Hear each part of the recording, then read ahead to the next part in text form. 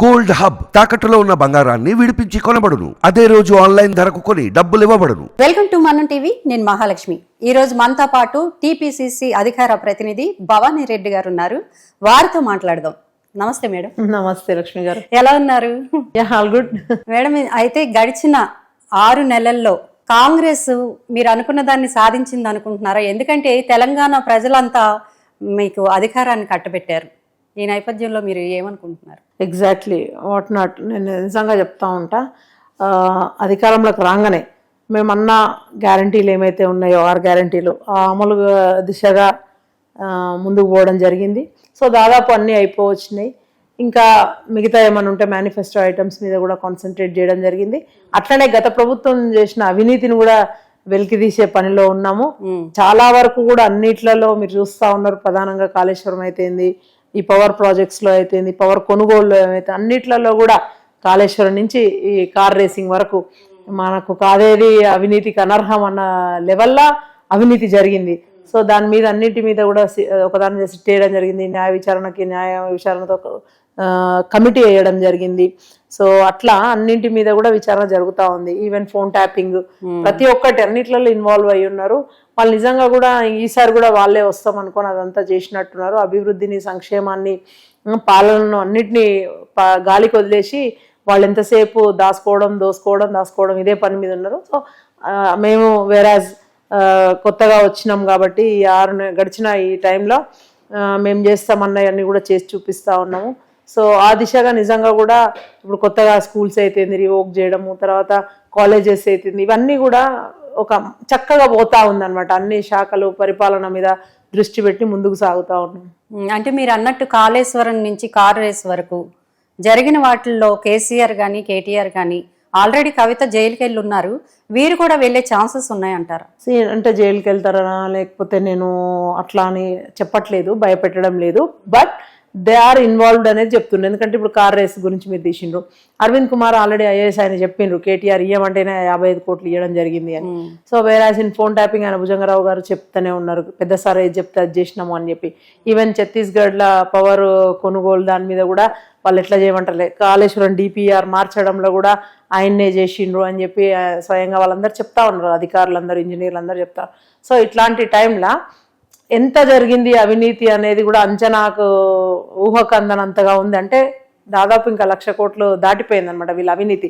So ఇంత చేసినప్పుడు వదిలిపెట్టే ప్రసక్తి అయితే ఉండదు. If they are proven like వాళ్ళను కూడా చట్టం తన పని తను చేసుకోబోతుంది. ఏదో కక్షగట్టి చేయడం అని కాదు, కానీ with proper evidences and all. ఇప్పుడు కవిత వెళ్ళింది, నేను లేను ఇంకా నేను క్లియర్గా వస్తా అది ఇదని చెప్తా ఉందామే. సో అట్లా వీళ్ళు కూడా అదే ప్రయత్నం చేస్తూ ఉన్నారు అనిపిస్తుంది ఒక్కోసారి. ఎందుకంటే అధికారుల ముందుకు హాజరు కావాలి, మీరు నోటీసులు పంపిస్తే కేసీఆర్ గారు 30 తారీఖు తర్వాత వస్తా, జూలై 30కి వస్తా అనడం. ఇప్పుడు if you are not involved in that what's wrong వచ్చేసి చెప్పి ఇప్పుడు వాళ్ళ ముందుకు పోయి చట్టానికి సహకరించవచ్చు కదా, దర్యాప్తు చేసేటోళ్ళకు సహకరించాలి కదా. సో అందుకని చెప్పేసి మేము కూడా అదే అంటున్నాం, మీరు నిజంగానే బుద్ధి పూస అయితే, మీరేం చేయకపోతే, మీరు సొక్కం పూస అయితే వచ్చి చెప్పుకోండి. ముందుకు వచ్చి నేను ఇది చేయలేదు, నా మీద నిరాధారమైన అభియోగాలు ఇవన్నీ మోపిండ్రు, ఆరోపణలు మోపిండ్రు, నేను చాలా స్వచ్ఛమైనది, కడిగిన ముచ్చానని మీరు కూడా మీ బిడ్డ ఎట్లా చెప్పుకుంటుంది అట్లా మీరు కూడా చెప్పుకోండి అని అంటా ఉన్నాం. అట్లా చెప్పుకున్నప్పుడు ఏమవుతుంది, ప్రభుత్వానికే బ్లేమ్ పోతుంది కదా. సివిల్ ఏంది ఇట్లా చిల్లర పంచాయతీ చేస్తున్నట్టే పోతుంది. సో అట్లా కాకుండా మీరు అట్లా చేస్తే అనుమానం మీ మీద ఖచ్చితంగా ఉంటుంది కదా. అట్లాగే ఇప్పుడు చూసుకుంటే మేడం, బీజేపీ 3వ హ్యాట్రిక్ కొట్టి ప్రధానిగా నరేంద్ర మోడీ గారు ప్రమాణ స్వీకారం కూడా చేసే ఛాన్సెస్ ఈ మధ్యకాలంలో వచ్చాయి.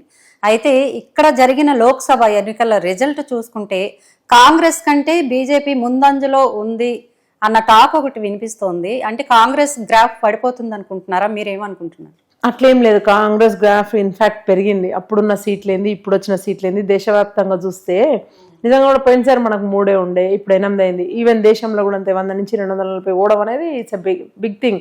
మేము అచీవ్ చేసినామని అనుకుంటాం. కాకపోతే ఒక దగ్గర ఫెయిల్ అయినామని నేను కూడా చెప్తా. అంటే ప్రజలను మభ్యపెట్టడంలో, తర్వాత ఫాల్స్ అవన్నీ కూడా హామీలు ఇచ్చి నెరవేర్చకపోవడంలో, అట్లా వాళ్ళు అట్లా చేసుకొని కూడా వాళ్ళు ముందుకు పోయినరు. మేము ఉన్నట్టుగా ప్రజలకు చెప్పి ఇది చేస్తామని చెప్పి ప్రజలను ఒప్పించలేకపోయినాము, దాంట్లో వెనకబడిపోయినాము. వాళ్ళు చేసే వికృత రాజకీయ క్రీడలను మేము చేయలేకపోయినాము. మీరు చూస్తే మహారాష్ట్రలో మీరు చూస్తే మహారాష్ట్రలో ఏంటి వాళ్ళు మంచిగా నిలువున చీల్చిండ్రు, అయినా సరే ఆ సింబల్ లేకున్నా ఇవాళ శివసేన వచ్చింది. అంటే వాళ్ళు ఏక్నాథ్ షిండేని తయారు చేసుకున్నారు, ఒకటే గెలిచిండు, మళ్ళీ ఏక్నాథే మిగిలిండు. అంటే అట్లా వాళ్ళంతా జయంగా కూడా వికృత చేష్టలు ఇవాళ మహారాష్ట్ర అట్లా చక్కటి తీర్పది. సో అట్లనే హర్యానా, రాజస్థాన్, యూపీ ఇవన్నీ చూస్తే కూడా వాళ్ళు మొత్తానికే పడిపోయిండ్రు కదా. సో వాళ్ళు అక్కడ లేరు కాబట్టి ఇలా నార్త్ లో లేమని సౌత్ కి వచ్చి ఏమో అన్ని చేసి ఏదో చేద్దామని అవతల కూటమి అని ఏదో లాంటి పొత్తు పెట్టుకున్నారు పక్క రాష్ట్రంలో. సో అట్లాంటివన్నీ చేసిండ్రు. సో ఇవాళ మమ్మల్ని వాళ్ళు టుకుడే పార్టీ అన్నారు. ఇవాళ 14 టుకుడాలతో వాళ్ళది ఏమైతే తెలియదు, వాళ్ళ అతుకులో బొంతలానే ఉంది వాళ్ళది కూడా పరిస్థితి. ఇవాళ పూర్తి మెజార్టీ వాళ్ళకు కూడా ఏం లేదు సంపూర్ణంగా. సో వాళ్ళు గదే 14 పార్టీలతో అందులో నుంచి ఎవరొక్కరు విధానాలలో విభేదాలు ఏర్పడ్డా కూడా వీళ్ళు తీసుకునే దానిలో సో ఇప్పుడు ఒకంత ఒంటెద్దు పోవడానికి లేదు. వాళ్ళు అనుకున్నాయన్ని వీళ్ళు ఒప్పుకోవడంటే ప్రజలు నెక్స్ట్ టైం చెంప మీద కొడతారు వీళ్ళని కూడా. సో మన విధానపరమైన పార్టీలన్నీ కలిసి వచ్చినాయని ఏం లేవు, అందులో అన్ని డిఫరెంట్ పార్టీస్ ఉన్నాయి అందులో. సో అట్లాంటప్పుడు ఎన్ని రోజులు ఉంటుందో కూడా తెలియదు. సో పెద్ద డిఫరెన్స్ ఏం లేదు, ఒకంత మేమే మంచిగా ఉన్నాము అని చెప్తా నేను. అయితే కాంగ్రెస్ సీనియర్ నాయకుడు జగ్గారెడ్డి గారు వాళ్ళ అమ్మాయి జయారెడ్డి గారికి అధికార ప్రతినిధిగా ఒక పదవిని, కీలక పదవిని కట్టబెట్టారు, యూత్ అధికార ప్రతినిధిగా. ఒక స్పోక్ పర్సన్గా మీరు ఎట్లా ఫీల్ అవుతున్నారు? It's a good thing. అంటే నేను ఎప్పుడు కూడా అదే చెప్తాను, స్పోక్స్ పర్సన్స్కి ఉండే ఎలివేషన్ వేరే ఉంటుంది. చూడండి, పార్టీలో ఎంతో మంది ఉన్నారు, నాకన్నా సీనియర్స్ ఉన్నారు, చాలా మంది ఉన్నారు పెద్ద పెద్దోళ్ళు. అయినా సరే మీరు నన్ను ఇంటర్వ్యూకి పిలిచిండ్రు అంటే like we have more chances to become the face of the Congress. మనం ఏం చెప్తున్నాం, ఒక అధికార ప్రతినిధి చెప్తున్నారు అంటే చాలా స్పృహతోని అన్నింటితోని విషయ పరిజ్ఞానంతో మాట్లాడాల్సి ఉంటుంది. సో అట్లాగే వేరే ఎలివేషన్ కూడా అంతే ఇదిగా ఉంటుంది. అంటే అన్ని ఛానల్స్లో చూస్తూ ఉంటారు, రికగ్నిషన్ అనేది వస్తుంది. పార్టీ ఐడియాలజీని ముందుకు తీసుకుపోయే కీలక పాత్ర ఇది. చాలా మంచిది, ఇది శుభతరుణం. అమ్మాయిలందరూ కూడా ఇంకా కూడా రావాలి. We welcome on board miss Jayareddy. అట్లానే అందరికీ కూడా మంచి మంచి పదవులు రావాలి, కాంగ్రెస్ ఇంకా బలోపేతం కావాలని కోరుకుంటాను. అయితే ఏపీలో చూసుకుంటే మేడం, ప్రబంధనం సృష్టించింది కూటమి.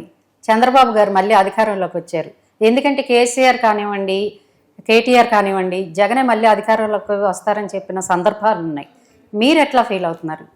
ఎట్లా ఫీల్ ఓకే, ఒక రకంగా చూస్తే ఓకే, చంద్రబాబు నాయుడు గారికి కంగ్రాచులేషన్స్, 4th టైం ఇన్నేరో అంటే మధ్యలో ఒక బ్రేక్, ఆయన ముఖ్యమంత్రి అయినరు. Okay, well done, good job. And మంత్రివర్గాన్ని కూడా కంగ్రాచులేట్ చెప్తూ, అట్లనే ద వైర్ సంస్థ అని ఒకటి ఉంది, ఇంటర్నేషనల్ మీడియా.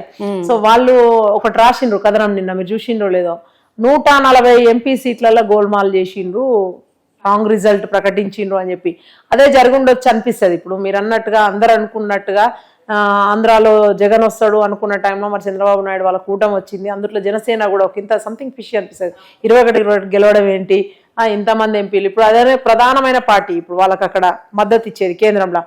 ఒక చంద్రబాబు నాయుడు కనుక 17 సీట్లు వాళ్ళకి లేకపోయింటే ఎంపీ సీట్లు, ఇవాళ Congress would have been in the power. అట్లా అనిపిస్తారు. అంటే ఏదో జరిగింది, ఏదో చేసిండ్రు, అందరం కూడా మనం నార్త్ మీద దృష్టి పెట్టి సీట్ల మీద లెక్క పెట్టి వాళ్ళు 400 బార్ అనుకుంటా చేసి జనాలను ఒక ట్రాన్స్లోకి తీసుకెళ్లి ఒక మెస్మరైజ్ చేసి ఏదో చేసి చక్కదిద్దినేమో వ్యవహారం అనిపిస్తుంది. మేము అక్కడ నిజంగా నేను ఒప్పుకుంటున్నాం, మేము ఫెయిల్ అయినామేమో అనిపిస్తుంది. వీళ్ళ వ్యవహారాలన్నీ గుట్టురట్టు బట్టబయలు చేయండి. నిజంగా కూడా ఇలా వాళ్ళన్నింటినీ సంస్థలన్నీ వాళ్ళ చేతిలో ఉన్నాయి. ఈవెన్ రాజ్యాంగబద్ధమైన సంస్థలు వాళ్ళ చేతుల్లోనే ఉన్నాయి, అధికారులందరూ వాళ్ళ చేతుల్లోనే ఉన్నారు. ఇది సేమ్ ఉందండి, అది జస్ట్ ఈవీఎం ట్యాంపర్ చేయొచ్చు అని అన్ని రకాలుగా అందరూ ప్రూవ్ చేసి చూపించిండ్రు.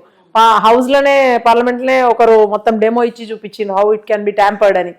సో అట్లా 20 లక్షల మెషిన్లు కనబడతలేవు అని చెప్పి టోటల్ గా ప్రొడ్యూస్ అయింది ఇంత అని. సో ఇవన్నీ కూడా మెషిన్లు, లక్షల మెషిన్లు మాయం అవ్వడము.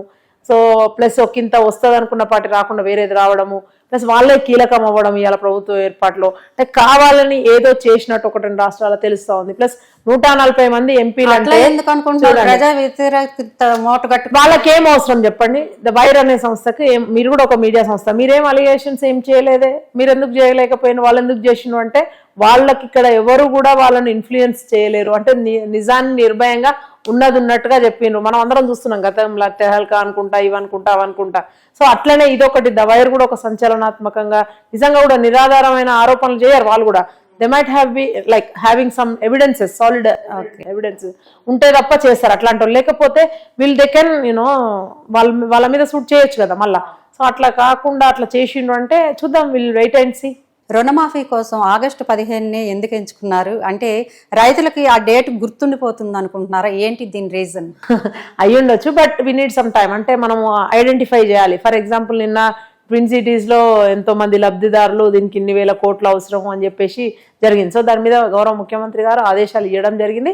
వి నీడ్స్ దట్ టైం అన్నట్టు. అంటే ఎంత అని అంటే ఇప్పుడు చెప్పిండ్రు ఆల్రెడీ ముఖ్యమంత్రి గారు ఏం చెప్పిండ్రు, పంట రుణాలే కాకుండా ప్యాక్స్ నుంచి తీసుకున్న రుణాలని అవన్నీ ఇవన్నీ. సో అవన్నిటి మీద కూడా ఎంక్వైరీ అంటే చూడాలి, సమగ్రంగా మనకు ఉండాలి అంచనా. అంటే ఎన్ని వేల కోట్లు, ఎంత రుణము అనేది అది ఐడెంటిఫై చేయడానికి అంత టైం పడుతుంది.